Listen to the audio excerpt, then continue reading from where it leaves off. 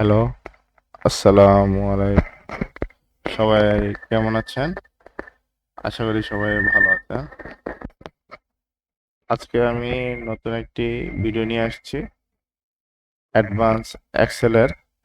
আহ, আশা করি ভিডিওটা আপনাদের খুবই কাজে লাগবে। তো সরাসরি আমরা ভিডিওতে চলে যাই। আজকে আমি আলোচনা করব কাউন্ট, কাউন্ট এ এগুলো কিভাবে কাজ করে।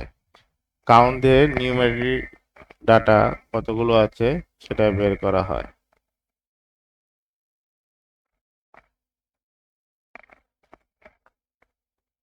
এখন এই কলামটাকে আমরা নিব।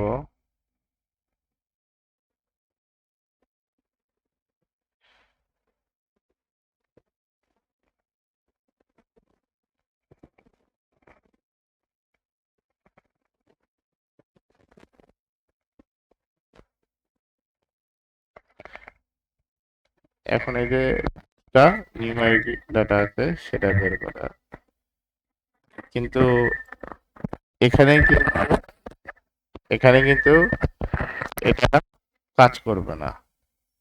এখানে যেহেতু এটা টেক্সট ভ্যালু, সেহেতু এটা কাজ করবে না। তো সেক্ষেত্রে আমরা কি ইউজ করব? কাউন্টে।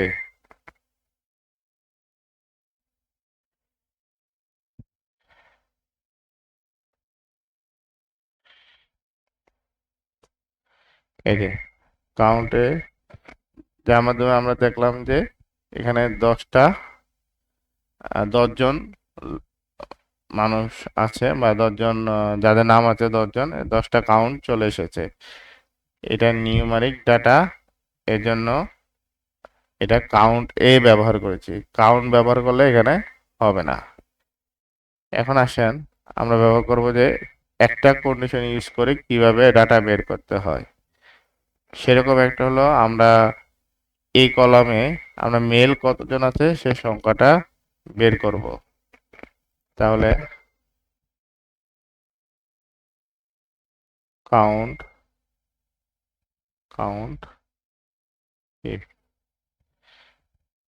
এখন এই টেবিলটা আমরা সিলেক্ট করব। এখন কার ডাটা বের করবো? আমরা মেল, সেক্ষেত্রে ব্রেকেট ক্লোজ করব, এন্টার হিট করব। তাহলে 6জন মেল আছে, আমরা একটু দেখি। 1 2 3 4 5 6। সেম ভাবে আপনি এই ফর্মুলা ইউজ করে এইচআর কতগুলো ডিপার্টমেন্ট আছে, আইটি কতগুলো ডিপার্টমেন্ট আছে, সেলস কতগুলো ডিপার্টমেন্ট আছে, এগুলো বের করতে পারবেন।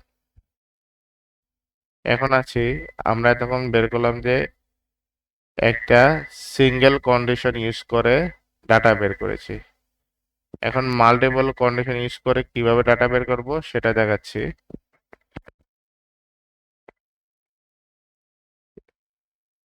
কাউন্ট, তাহলে আমরা এখানে কাউন্ট ইফস দিলাম। সেক্ষেত্রে আমরা মাল্টিপল কন্ডিশন অ্যাপ্লাই করব। আমরা এই যে 3টা কন্ডিশন নিব, একটা কন্ডিশন। এখন এখান থেকে আমি কাকে টার্গেট করব? আমি ফিমেলকে টার্গেট করলাম। আমি আরেকটা কলাম নিলাম, এখান থেকে আমি আইটি কে টার্গেট করলাম। এবার আমি এখানে একটা কলাম নিলাম, এখান থেকে আমি ঢাকাকে টার্গেট করলাম। এখানে এন্টার ক্লোজ করলাম। এখান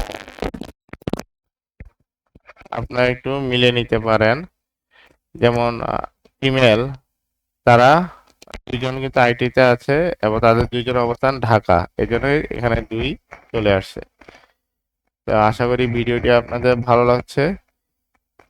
এবার এরকম আর